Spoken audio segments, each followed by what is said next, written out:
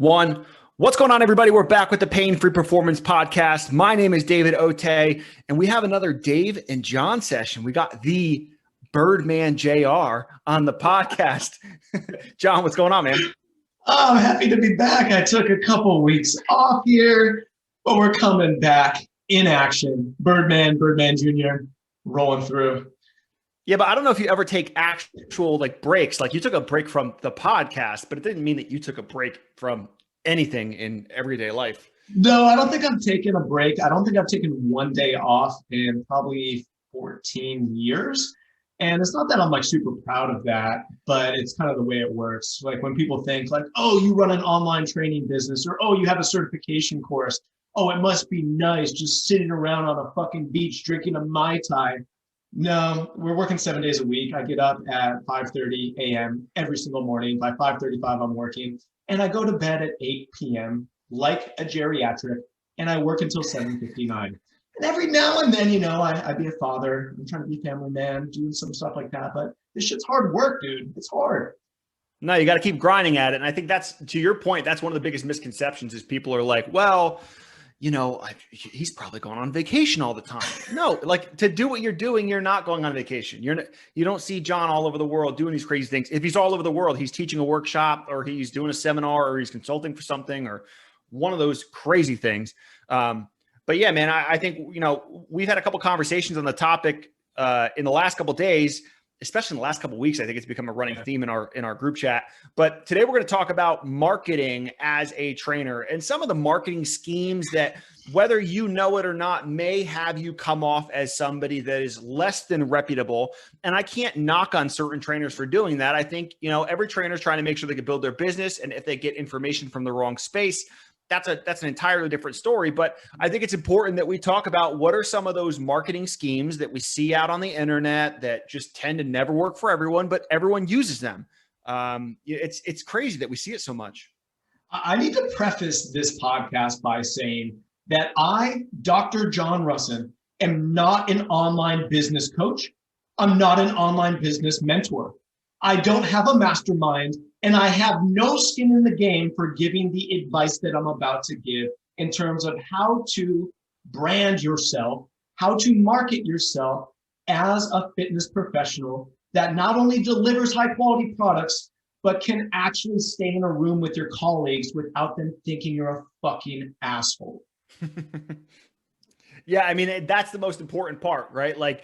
How you are behind those closed doors is only for the intimate people that you allow in through those doors versus someone when you're trying to pick up a big amount of business, right? And let's look at it. Like the pandemic, everyone had to shift their business for the most part.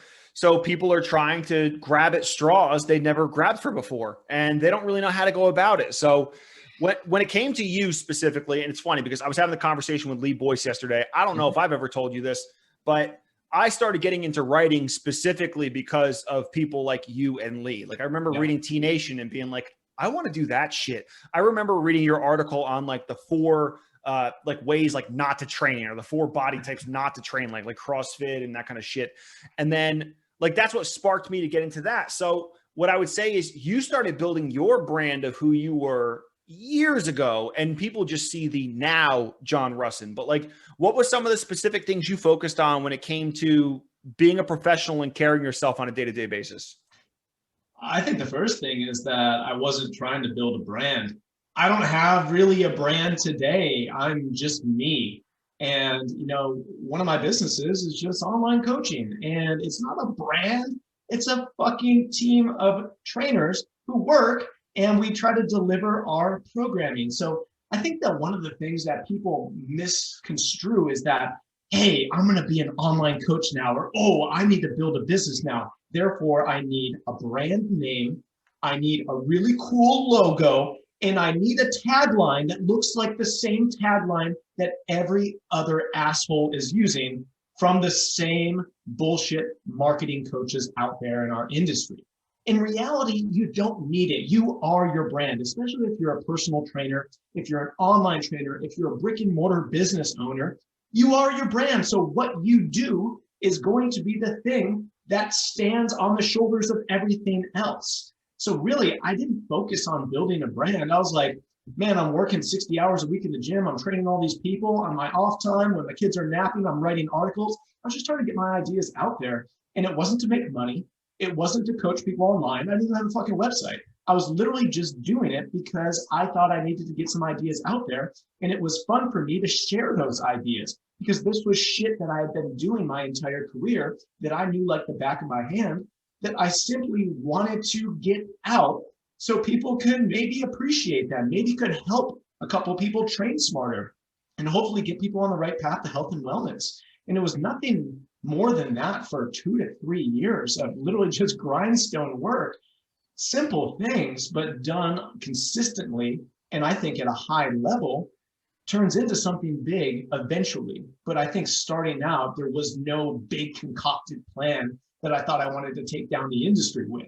It was literally just doing what I thought was right, what I wanted to do, and then just supplementing in my writing and a lot of my content development with my day job, which was coaching, 7 days a week.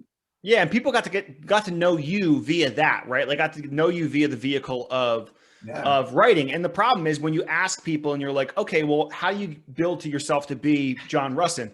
Well, just write like a couple thousand articles.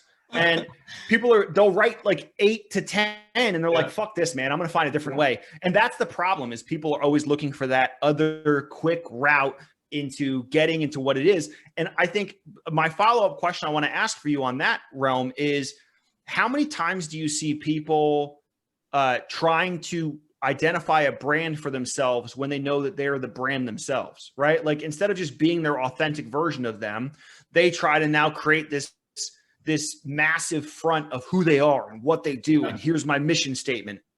Do you think that's a major flaw when it comes to trainers trying to identify themselves?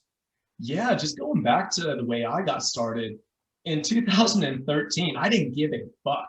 Like I was writing off my cuff. I was writing what I thought, things authentically, just if you were to talk to me, that's how my articles were written and the way that they were read. And all of a sudden, when you're doing that, I hate to use the term disruption, but it was a bit of a disruption because on one side you have the academics, on the other side you have the bros, and then all of a sudden you have somebody with a huge amount of education that is talking in real talk to lay people, but also to coaches and kind of cutting the bullshit. And I think that alone, it was just me being me. And I didn't know what else to do. I didn't have a business coach. I didn't have a writing mentor or any of this other shit that they do today. I literally had just talked about the things that I believed in. And the way in which I communicated was the way in which I spoke. And I think that very specific to me, that was the authentic thing that I look back on, but I didn't know it was authentic at the time. It was just the only way for me to get the ideas out there. Yeah, you were just doing your thing. And I think for that point, like to anyone that's out there that's unsure of what to do, rather than hesitating and trying to figure out what your next step is, why don't you take a step? Like take a direction or do something in the meantime, because while you're contemplating what the best move is, you are wasting time at doing something that could be working in the direction of what you're looking to do. And I think that's where it comes down to marketing yourself specifically from that. Like we know that branding is one thing, but how do you get your name out there to people that are potential clients? And we're going to go about the right ways. But first, let's talk about the wrong ways. Like what are some of the common inauthentic ways that you see people trying to market themselves out there? I know I have a couple off the top of my head, but I'll let you go first with what are some of the common things you see as threads where people are trying to use this gimmicky sales copy that clearly wasn't theirs and clearly doesn't work? I think all roads lead back to people trying to move too quickly. They want short-term effects and they want to build businesses overnight. And that's not the way it works, or everyone would be a 7-figure online trainer or a 10-figure online business coach or all this other bullshit.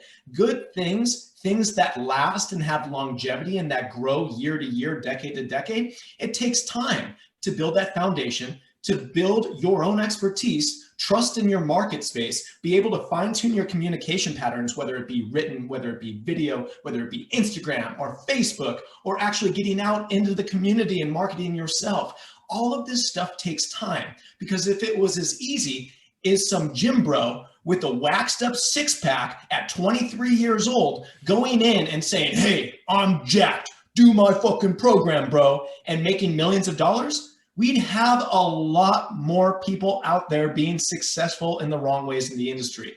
But I think one of the things that people have a hard time with is that they have this smoke and mirror misconception that things are easy online. Things are easy if you go and sell out. I absolutely disagree. You have one sellout in your career. The problem that we see now, especially with COVID and the years before COVID, let's be honest, is that 22-year-olds, 25-year-olds, 28-year-olds, people that don't even have an expertise in the industry are selling out before they ever have the opportunity to cash out on their sellout.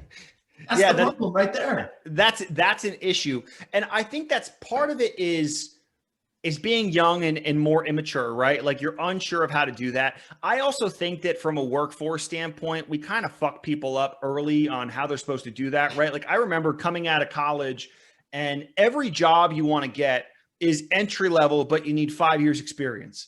And it's like, that's unfortunately the world that we live in where they're like, well, we want you to have a master's degree, but we want to pay you $15 an hour. And that sucks. And I think what happens is people feel like they're in a tightrope situation where they need to either move one way or the other. And at a young age, I think it's so common to take the easy route because you think it's the right way, but you could potentially screw yourself long-term from an integrity and a credibility standpoint just because you went for the quick buck. Yeah, and I think that where people go wrong is they try to make the quick dollar and they don't set themselves up for success for the long term. I know that every decision that I've made with my business is I've made it because I want to do this the rest of my life. It's more than just a job to me. We now provide jobs and occupations for other professionals in the field, and it's something that I hopefully flourish and grows over time. But I think that as soon as you make a short-term decision for a dollar, that is going to inhibit your ability to actually make money long-term or create a brand or a business long-term. Because people are smart today. As fucking dumb as people seem online, their bullshit meters are actually working very well. So when they see certain tactics that they've seen 50 other times rolling across their Instagram feed or on Facebook, they automatically think that you are a mistrustful idiot. Mm-hmm. And people have a huge BS detector today, better than ever after COVID. Because guess what? The fitness industry, all those trainers that went from in person to what the fuck am I supposed to do? They all made the same mistakes. I shouldn't say all. I would say like 98% of them made the same mistakes. And they flooded into a market space what not to do. If we look back on the last 12 months, and you look back at each and every fitness professional's attempt to create an overnight online business, you could write a manifesto of how not to market your services or you professionally in the fitness space. That was that bad. But I think that a lot of the weeds have been weeded out, but unfortunately, we still have the what the hell am I supposed to do now, because the new normalcy is indeed different. And there are mistakes that even some notable and good trainers are making that are going to most likely pigeonhole the next 10 years of their career, unfortunately. Yeah. And listen, I'll be very transparent on that. I've made some of those mistakes before when it comes to we're not trying to act like we haven't made any of these mistakes. 1,000% made mistakes, right? Like I've made those mistakes where it's like I'm trying to build a business and I see a piece of copy that makes sense, and then that same piece of copy I've seen used and used and used, and it's like you're just part of that. Like then you've blindly put yourself into a situation because you weren't willing to do the research ahead of time to see that it was unique, that it represented your voice, etc. Right? Like, you know, I think of certain circumstances where if I hear certain words or certain phrases, I know that they represent that individual specifically. And when I hear somebody else say that, you know it's inauthentic because that's not what you say. That's what so-and-so says. So I think for that kind of thing, it's important to, you know, individualize your voice and make sure it comes out from your tone. I saw something a couple weeks ago, and this was crazy to me because I was sitting here scrolling through my Instagram feed, and I saw 5 individual posts that had the exact wording and the exact graphic. I am looking for 5 men, and then there was a blank spot. It was to get jacked, to gain muscle, to be healthy. And it was literally like an enter into this code. And it was so blatantly obvious because it was the same graphic for all 5 people. And they literally copied and pasted like a different font on what they were looking for. I'm looking for 5 men too. And then it was some random fucking bullshit. And then the next line was DM me. And then it was some random fucking bullshit. If you're serious. And I was like, guys, if I notice that 5 of you, 3 of which are like online trainers and 2 of which I never even seen before, if you literally have the exact same graphic and you're copying and pasting inside of the thing that you're supposed to be personalizing, that is not the best way to go out and advertise or market to your constituents. That is a great way to be like, holy fuck, this guy is desperate, and most likely you don't want to be working with him because this is the last straw that he is trying to pull out before he goes and sells real estate or goes to McDonald's and starts working that night shift. Because that's the reality. It's desperate bullshit that people can see right through. But man, that happened. And to preface it, like, there's nothing wrong if you write a beautiful post that is like, hey, I'm opening up coaching spots. I am in Madison, Wisconsin, and I'm looking for 3 to 4 motivated individuals to join my coaching group and blah, blah, blah, blah, blah. Awesome. Sure. It's the same tactic. Just don't be an asshole and use the same graphic and use your iPhone to like splice in 1-word differences. Stuff like that. That automatically kills your credibility as a coach, as a mentor, as a human being in general. Like, I don't want to be around you if you're doing that type of shit. I'm sorry. And there's some good people that do that. But desperation leads to really bad methods many times. Yeah, and people can smell it. You could smell desperation when it comes to those situations. And listen, this makes me think back to like one of our first podcasts. Like, I remember when I first officially came on for the PPSC team, and I'm like, okay, well, let me pick up like 2 to 3 clients so I have some people to keep training in the meantime. And instead of going online and being like, hey, let's get 10 motivated dudes that want to get yoked, like, I literally wrote into the town's Facebook group that we have here in West Orange. And I was like, hey, here's my credentials. I have a couple open spots. I filled those spots in a matter of like 3 days, right? Like, it doesn't, sometimes the easy, obvious answer is the answer, right? Like, that's how we need to start to look at these things. I think my bullshit meter goes off because you're right, specifically with like I need 5 motivated men. I think the bullshit. I'm looking for 5 men. I'm looking specific line. Don't use that line, guys. Yeah, please don't use that line. I think one of the things I don't like, and I take this as a bullshit meter when it comes to coaches, is when I hear somebody saying that they've cracked the code, or they've figured out the scheme, or they know they have the human genetic model. Like, that is the ultimate bullshit meter for me, because we talk to all these like well-qualified scientists, exercise scientists, neurologists, and we all know that we don't know shit about the brain and how the brain works. And if you don't know the brain, you don't know the body that well. And that's the part that always gets me. Like, I think if I was somebody that was out there, don't separate yourself from the group in trying to say that you figured it out, because all it'll do is raise the bar on you that you must know the fucking ins and outs when it comes to somebody and everybody. If you've cracked the code, I don't care what the issue is that shows up in front of your doorstep, you better damn well have the answer. And most likely you don't. So you're putting yourself in a situation that is absolutely a lose-lose. This is such a good nuanced conversation, because I'm going to call myself out right now. Literally, crack the code is something that I've used on sales pages in the past. If you guys go to drjohnrusin.com/FPT, the functional power training, one of the best-selling programs of all time, on the top line, on the header, it says, crack the code to pain-free strength and conditioning.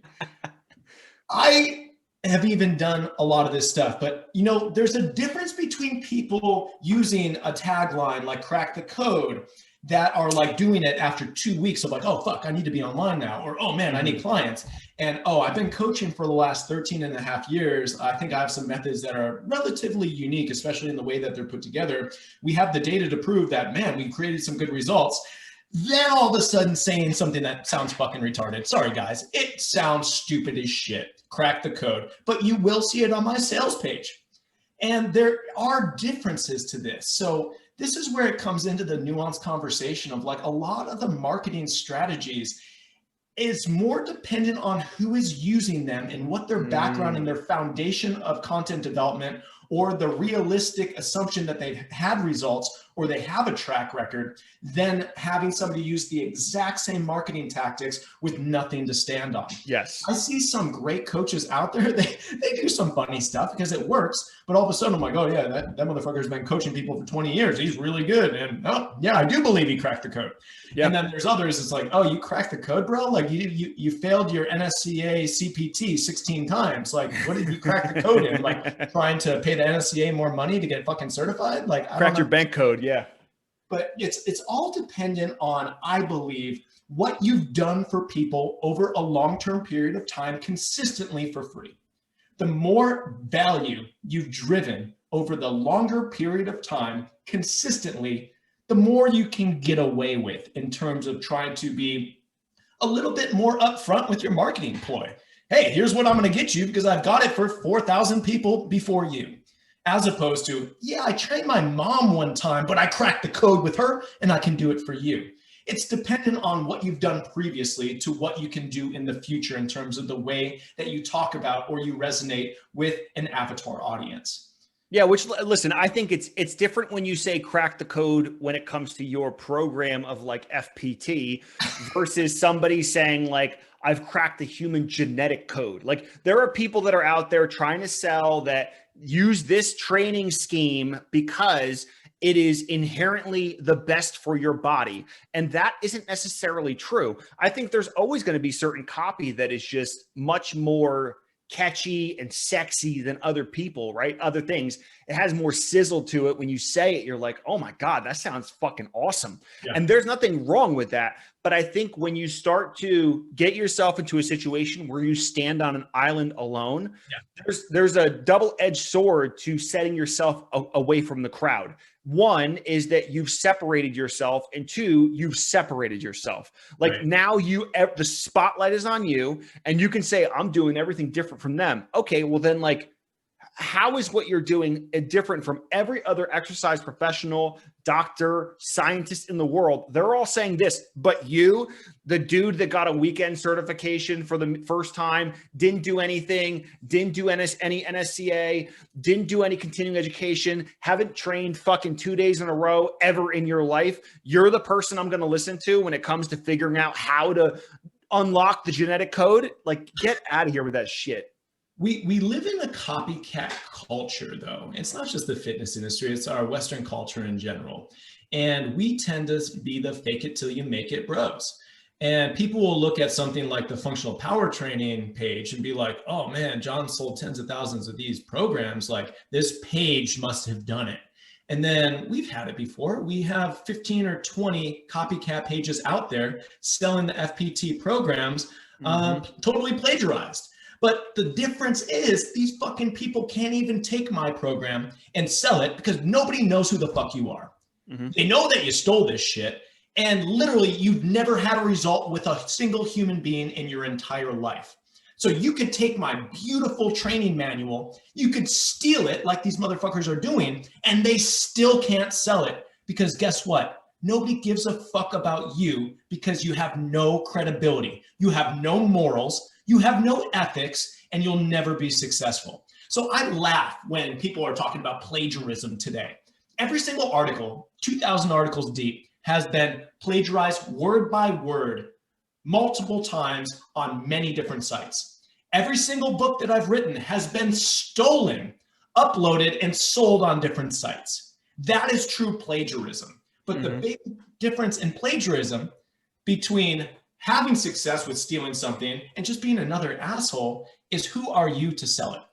And that goes into talking about not copycatting people's methods, especially in terms of marketing and content. They need to be authentic to you, and they will not work the same for you as they do for the person that you're trying to copy, because you indeed are two different people with different backgrounds, different expertises, different personality types, different audiences. It may as well be black and white in terms of the differentiation of a color scheme.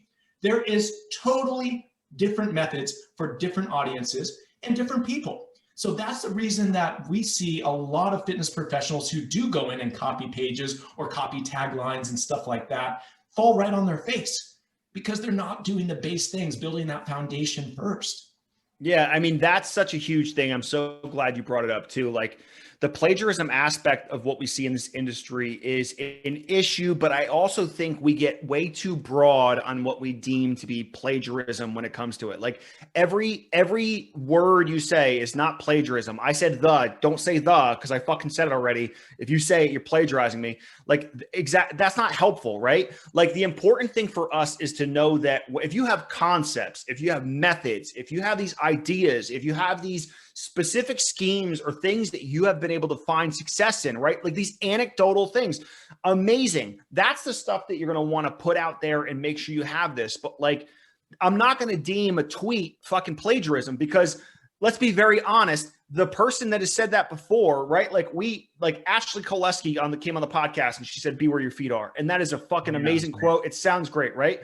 It's been said times before, but like, you're not going to, like, for a lot of people, that's the first time they've heard it. And that's why we see it specifically when it comes with like quotes, right? You'll see these quotes and it's quoted by this person and that person and that person. It's like, well, who the fuck said it? Who cares?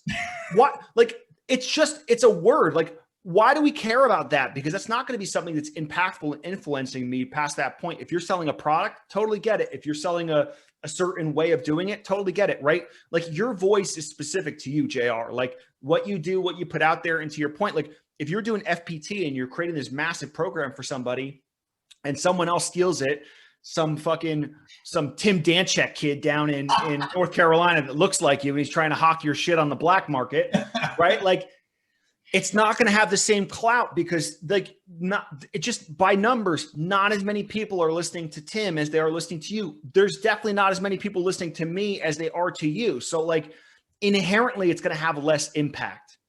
This is a great segue because when you talk about what differentiates one coach from another, it really goes back to what makes you as a human being innately different or interesting.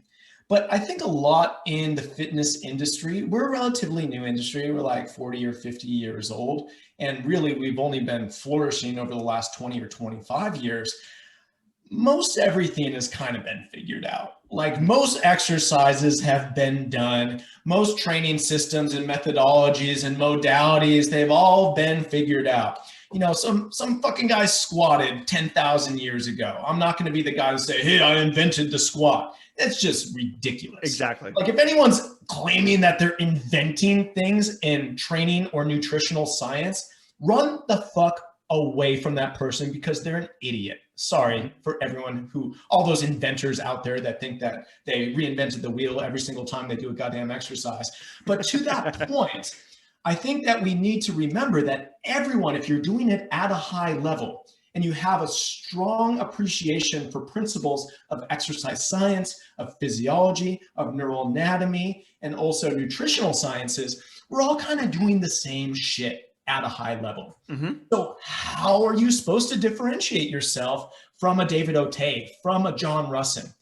You're supposed to be able to resonate with people that are most likely going to be within your own social space. People that find you interesting, people that like you as a human, and you just happen to bring along an expertise in training and nutrition. But people really deep dive in on this and they go too far over to the left when it comes to trying to be overly authentic, overly different. And this becomes a predatory method of marketing in our industry today that, in my opinion, is some of the most disgusting things that I see. Trainers that can't get clients any other way, preying on people that are severely injured, that have mental and physical disabilities, that are depressed, that are anxious, that need professional clinical help. We're marketing at those people, trying to pick away at their scabs so they pay us money. That is disgusting. And that's something that if I ever saw anyone doing that, I could never work with a person that did predatory marketing similar to that. But this is something that I think desperate times calls for desperate measures. I've been seeing a lot over the last year. And call it what it is. We are fitness professionals. We are not clinical psychiatrists. We're not doing things in terms of clinical anything. Yeah. We are fitness and health professionals. We are habit formation. We are people that stay active and exercise and train. As soon as you should be, man, this needs a clear-cut referral, whether it be mental or physical health, that's where morals and ethicals play. And if you don't have morals and you don't have ethics, get the fuck out of the fitness industry, because you don't belong here, because you're not in it to help people. You're not in it to help society be healthier. You're in it to make a quick dollar on some poor person that is just looking for the next step in their life so they can just do something other than what they're doing. And it's something that really gets me heated, obviously. You're no better than any other scammer when you do that bullshit. You're no better than the person that's like, hey, your daughter's stranded in Nigeria, we need you to forward us money. Like, you're a piece of shit. And I think that the important part of this is knowing that, like, I've said this a lot when it comes to networking and being around individuals. Like, I don't like associating with someone who I know is just a bad person. If you're a bad person, I don't want you in my network. I don't care what your credentials are. I don't care how fucking awesome people think you are. I know you're not that person. I don't like to associate with that kind of stuff. And I think it's important to distinguish that. Like, it's also one of the things too, I am a massive proponent of what personal trainers do, of what we do as health coaches, et cetera, right? Like, we have massive impacts, but there is a difference between like what my wife does as an ER nurse and what I do as a fitness trainer. My wife saves lives. I save lifestyles. It's different. Like, I help people when it comes to the habit forming things that can make them better, make them more active, make them active participants, maybe get the blood pressure down, get them into a safer space, help them do that. But I'm not stopping someone from imminent danger. My push-up method is not going to help someone from a stroke. My ability to help them through a squat is not going to allow them to do this new activity. Like, we need to also make sure we stay in the lane of what we do, because we get this scope where it's like, we're in the age of validation. We're in the age of where everyone wants to be validated. Everyone wants an Instagram verification check, not because it's helpful to them, but because they want people to know that they're important in the eyes of some fucking algorithm. It's insane to me. But I think it's important that we know where our strengths are in that. And your strength is in your communication. Your strength is in your relationship. Your strength is in your support, your ability to reach out to your clients. I don't care what your rep scheme is in your workout. Are you following up with them in a text message afterwards? I don't care if you're, how you get yourself and what your training hour session rate is. Are you giving them the proper value of the service? Or are you just selling someone on online training because you want a more passive income and you want somebody to be able to just pay you money and you think you're doing less? If that's the reason why you're skipping into a new realm of what you're doing marketing, you're doing it for the wrong fucking reasons. This is the ethical dilemma that we see, though. And this is why otherwise good people are falling into the trap of predatory marketing. We have data to show that people with clinical depression, clinical anxiety, and other mental health issues are going to convert 2 to 3 times as much as somebody who doesn't have those issues in terms of an online training offering. Let me repeat that. People that are seeking help, not clinical help, but other help with mental problems, depression, anxiety, are 2 to 3 times more likely to buy your shit. Mm-hmm. We know this. A lot of people in the industry know this. So the quick dollar, the really bastardized marketing approach, is to go after these people, knowing very well that that's how you fill your client list. And while there's nothing wrong with being a supportive structure for these types of clientele, many times we are the only one, and that is not appropriate. We need to get them the help that they absolutely need. But I can't tell you the amount of applications that I get for my P4 online coaching that we simply go, hey, you need a professional referral to a clinical specialist. We will work with you to get you to where you need, but it's not appropriate for us to be working right now. We could sign those people up. We could do that all day long. But you know what? Me sleeping at night well, knowing very well that I take care of everyone, whether they're working with me or not, means more to me than trying to cash a monthly payment. Fuck that. But this is where people start marketing this very eerie, weird stuff. You see the talking head videos. You see the craziness of the topics that people are talking about. You see the predatory actions trying to take advantage of people that absolutely need help, but not necessarily directly from you at this point in time. And this is something that I think will give a black eye on our industry, because when we have such high conversion rates of the wrong people, they're morally and ethically things that we should not be touching with a 10-foot pole in terms of online fitness or nutrition. And this is a big one.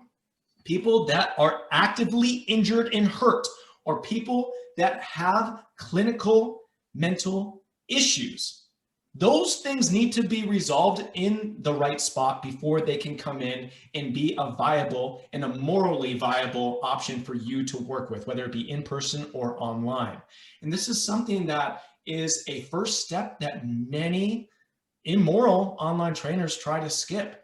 And it is really sad thing out there to see this go wrong, because these are people's lives that we're talking about here. You know, it's more than just an exercise program. It's a human connection, and it's a very big influential connection that needs to be appropriate at that point in time. But man, I see this more than I'd like to, and every single time it hurts me a little bit. It does. Well, listen, I think that I 100% agree. And I think that's why I love being part of the PPSC team so much, right? Like, because I know what you do and what you represent specifically is helping fill in the gaps that are missing right now for a lot of people, whether it's P4, it's providing the level of online training that people deserve to be getting, where it's qualified, where you're getting feedback. It's not just me sending you some cookie cutter plan and you do your own thing, right? Like the PPSC weekend certification, it's a weekend certification, right? It's not the one I'm talking about before. The one I'm talking about before is like your baseline cert and you go for like 8 hours and you call it a day. The 16 hours that we do with the PPSC certification, it's filling the gaps of everything that baseline certifications miss. All the things that are essential for learning how to properly train someone and safely train someone is what we're filling the gaps in. And that's why so many people are going through the PPSC course and they're like, holy shit, man, I wish I learned this 5 years ago, 10 years ago. Like that's the beautiful thing though, right? Like that's the stuff that we're looking to focus on. And to your point, like if you got into training to help people, when you do these crazy sleazy schemes or just these quick money grabs, you are deterring people in a situation where we want to be inviting people. You are turning people away from training that normally would like the process, that would enjoy the service and would see value in it, because you're representing us improperly and you're doing the whole fucking industry a disservice just because you're not doing that. So a lot of other trainers are fighting uphill by trying to represent the brand the right way on what we do to make sure that we're actually helping individuals on a day-by-day basis. But yeah, those quick money grabs are not the way to do that. And I think it's important that when you meet with someone for the first time, whether it's online, whether it's in person, whether it's whatever, we have to evaluate where they're starting at right then, because someone could be starting literally as their first adventure into training. They've never trained their entire life. I've had people that are like 50 years old come to me. They're like, hey, I've never worked out a day in my life. I want to start working out now. I've also had people that have come to me that are like, yeah, I've joined for Weight Watchers. I went with a fat loss coach. I worked with this person. I've done this trial. I've done these medications. This is my last fucking option possible to try and lose some weight. And we can't be the person that then deters them. So what I would say as personal trainers, if you want to make sure you're not deterring people, stay in your lane when it comes to certain things. And here's what I mean by that. If you are a trainer and you're helping someone with self-myofascial release, don't put your hands on someone. You're not allowed to do soft tissue manipulation. That shit's illegal, okay?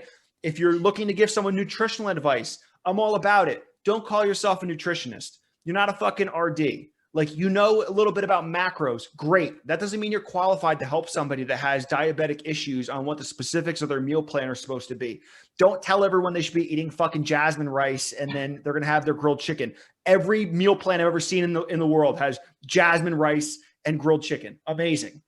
Like know where your lines are. If there's certain injuries, know when you have to refer to a physical therapist. There's plenty of times where I'll call Dr. Justin Farnsworth. I'll be like, yo, dude, I have this situation with a client. What do you think I should do?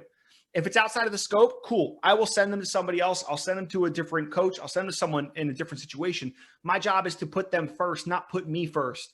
And I'm not going to cash in the check knowing that's going to hurt them long-term and hurt their ability to actually want to train and get better. I want to end this podcast out by opening a fucking can of worms right now. This is a question that we get a lot in the PPSC coaches group. We get it on email. We get it at the certifications. I get it on DMs and emails. What do you think about online business coaches and mentors? Should I hire one if I need to become an online trainer? Ooh, that's a good question. It opens it. It opens it for sure. Because listen, I think in everything there are good and bad. I think that is one of the sketchiest, newest spaces that are out there. And I know a couple of people that are really, really good in that. I've seen a lot of really, really crazy situations, and that's predatory at its nature, right? Like you're talking about the predatory person. Wait until the middle of a fucking pandemic when people are scrounging for dollars and you're like, hey, I'll teach you how to make money. I don't know, man. I'm not a huge fan of that kind of shit. And I think that's a great way to look at it. I really have a love-hate relationship with mentors and paid business coaches. I've never paid for coaching before. I just have never really needed it. And I never believed in it just because I work for 18 to 20 hours a day, every fucking day for the last decade plus of my business. Who knows my business better than me? It doesn't mean that I'm not open to hearing ideas and having conversations with colleagues about it. But in terms of somebody trying to show me a fucking blueprint for my business, go fuck yourself. You don't know shit about my business. I'm drowning in work. I've been blood and sweat and tears for a decade. You're going to tell me in a 12-week course that is pre-automated how to run my fucking business? I don't buy that shit. But also, I am very fortunate to have a great network, as are you. So we can hit people that we respect, we know, we love. We just had Luca Hosabar on. We just had Andy McCloy. We have a host of people within our networks that we can shoot the shit with. So all of a sudden you get very intimate relationships with smart people that can create synergies with your own ideas. Not everyone's going to have those relationships. But then again, not everyone necessarily needs it if you're just getting started out. The big problem is that people tend to think that I'm going to pay somebody X amount of dollars, they're going to do all the work for me, and then somehow I'm going to have a thriving online business. We see this fucking bullshit. $100,000 online trainer, 6-figure online trainer, 7-figure gym owner, 8-figure gym owner, online training. A couple of years ago, I was in Sydney, Australia with Mark Fisher, who literally ran the most profitable gym in the world per square foot in New York City. And we were having like a fucking belly laugh over the 10-figure gym coach. He's like, man, I like made more fucking money than anyone per square foot. And this guy's trying to get me to sign up for his business coaching. And he has 4 followers on Instagram, and he's 22 years old, and he's videoing from his mom's basement. And that is the reality of many of these people today. And again, going back at desperation, I think that's a big theme of this podcast, and avoiding desperate measures to build your business in the short term because it's not going to work out in the long term. Desperate people do some fucking crazy things. I've seen high pressure sales tactics from people within our networks that have fallen for this stuff for $20,000 coaching programs for somebody who's 20,000 in the hole. Somebody's in the middle of COVID. They literally just double mortgaged their fucking house to work with some sleazebag that literally just screwed them over trying to build an online training business. This stuff's out there, and I would say 9 out of 10 of these assholes is an absolute scam artist. Yes, there's good ones out there, but a vast majority of the smoke and mirror bullshit is pre-automated content. It's cookie cutter approaches. It's one size fits all. And similar to training, we know that one size fits no one. It needs to be a tapered approach to you specifically, you as a human, you as a business owner, where you are in your business, what your expertise is, how you're delivering your services, how you plan on scaling the business overall, and what your growth plan is. All of this stuff matters. And where we run into trouble is that people sign up with the same fucking asshole business coach, and all of a sudden you look left or right, and there's 100 other people selling out doing the same bullshit as you. And all of a sudden, your big move into the online fitness space is just another follower falling victim in the space. It's a tough one out there. No, it's definitely a tough one. I think it's important that you guys remember that N equals 1, right? Like your situation is your situation. And I think we're going to have to make another podcast just talking about that specifically, I think, because there are people that I did respect in the industry before that have reached out to me being like, hey, sign up for my mastermind. And I'm like, I don't want to fucking work with you anymore. Like, you're not the person I thought you were. So yeah. I always went back to the thought, this just never made sense to me. Say you're an online trainer and you are extraordinarily successful. Your business is so fucking good that you need to now teach other people. But somehow what you charge the other people doesn't add up to what you would be making if you just did the fucking business that you were supposed to be doing the entire time. The people that I know that run the best businesses, you probably guys have never heard their names before, but they're working so goddamn hard on their own business that they would never coach anyone else in building a business because they make fucking less money. It's as simple as that. So when you think about people who can't teach, people who can't build a business in online training, teach other people how to potentially build a shitty business in online training. It has never been more true than today.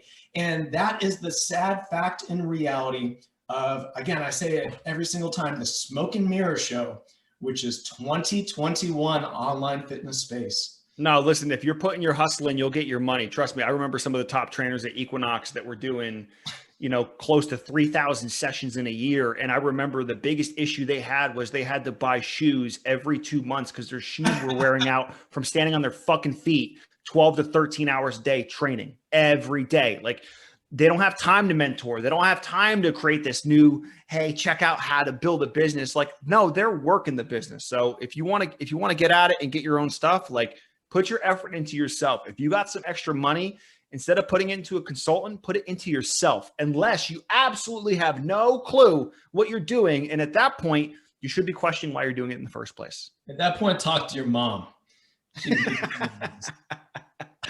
Listen, man, I appreciate it. I think this was a great podcast to talk about it. We'll come back and we'll talk more on the business side of things too. We're getting a lot of feedback that people like this business type stuff. Listen, programming is programming, but how you run it and how you stay away from what can potentially ruin your career long-term and your imprint is important.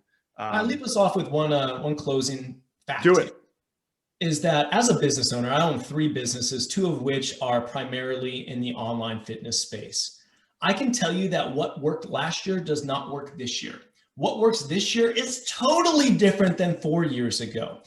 COVID has rewritten the rules of online business practice, and we are all still learning, and we are flying by the seat of our pants. So anyone who fucking tells you that they have the answer for you today, man, that's a hard one to believe. But we're going to talk more about the changing landscape of the fitness industry next time on the podcast, in ways that I have personally seen abilities to be successful in transitioning into the online space or opening back up with a transitional hybrid model. And it may change in the next 2 weeks until we do this next podcast, because that is how quick the industry is moving right now. Because there's a lot of good, a lot of bad, and a lot of stuff that is making it a mass exodus of fitness professionals today across the world in the industry. But it's an interesting one. We will be back with that next episode, I guess. Yeah, we'll flesh that out. As always, if you want to stay up to date with the podcast, we have new episodes every Tuesday and Friday. So stay on the lookout for that. We will post that up. And listen, man, thanks a lot, JR. I appreciate you as always. And everyone else in the community that's listening to the podcast, as always, stay strong. Later.